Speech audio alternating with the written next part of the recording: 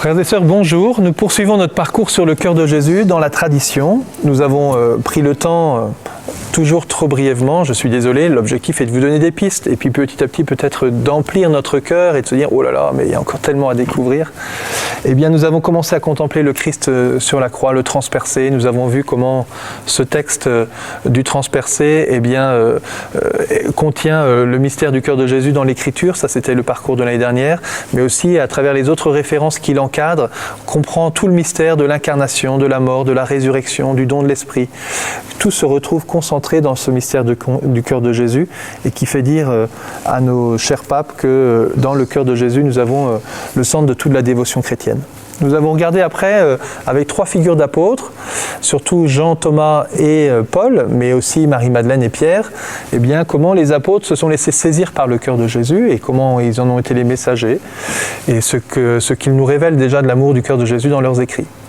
Maintenant, nous allons contempler les pères de l'Église aujourd'hui qui méditent sur cette blessure du côté de Jésus. Alors, les pères n'utilisent pas trop l'expression du Sacré-Cœur.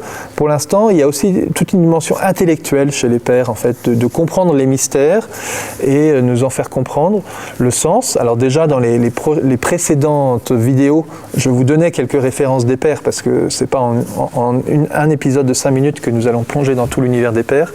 Mais souvent, dans la liturgie orientale, comme je vous le disais, qui reprend les pères de l'Église, et à travers ces petites phrases de méditation entre chaque psaume, et bien nous sommes invités à contempler, et très souvent, tout au long des jours, suivant les thèmes de la croix, les thèmes de la mort et la résurrection du Christ, nous sommes invités à plonger dans le mystère, et très souvent, la question de la blessure du côté revient, et notamment, ils utilisent le vocabulaire de la lance.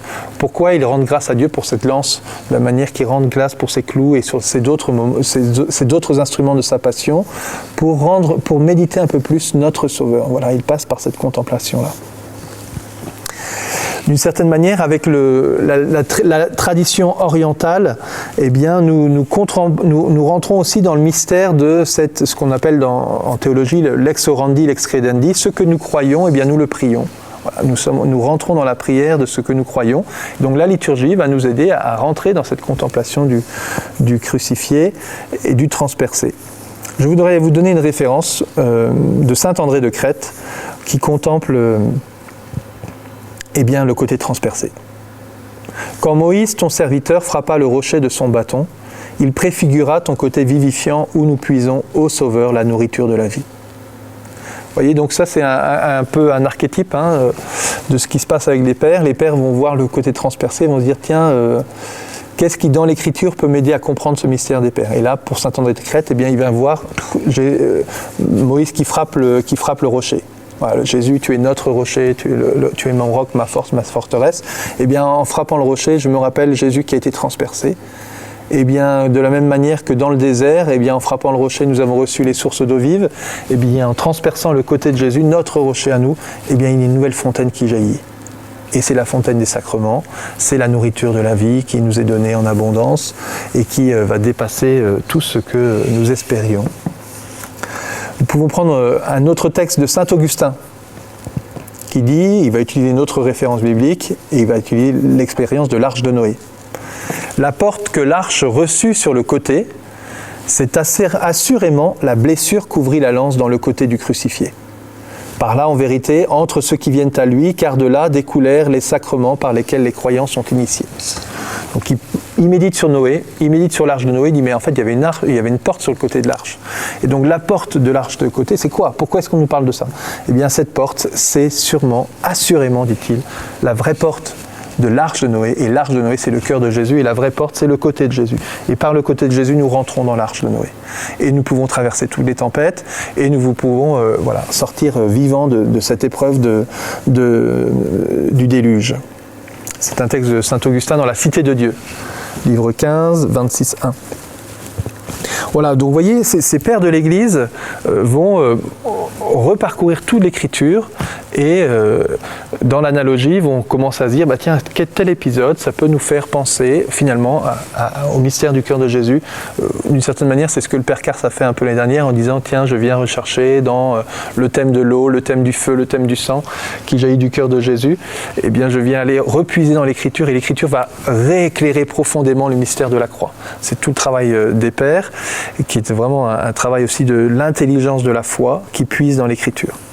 J'aurais terminé par cette prière. Tu as étendu tes mains sur la croix, ô Christ, et tu rassemblas toute l'humanité pour qu'ils te connaissent. Tu as souffert que ton côté soit ouvert par la lance, et tu as fait jaillir une source de salut sur nous qui te chantons. Toute créature, bénissez le Seigneur et exaltez-le à jamais. Voilà, frères et sœurs, nous aussi, mettons-nous comme les pères au pied de la croix avec Saint Jean et regardons, contemplons le crucifié, le transpercé et essayons de comprendre dans cette blessure de son côté toutes les richesses du cœur de Jésus qui étaient déjà inscrites, prophétisées par les pères, par les prophètes et dans toutes les Écritures. Que cette intelligence des pères nous donne le goût aussi à chacun d'entre nous d'aller chercher dans l'Écriture, de dire tiens, ce passage-là, par exemple Rahab qui met un filet rouge dans Jéricho, eh bien ce filet rouge c'est le sang qui sort du côté de Jésus. Voilà, et c'est une prophétie de ce sang. Voilà, c'est assez, ça peut nous décontenancer à nous qui sommes plutôt occidentaux, mais il y a beaucoup de choses à puiser dans cette relecture des pères. Enfin, je souhaite la joie de rentrer dans cette méditation et cette contemplation avec les pères. Bonne journée à vous.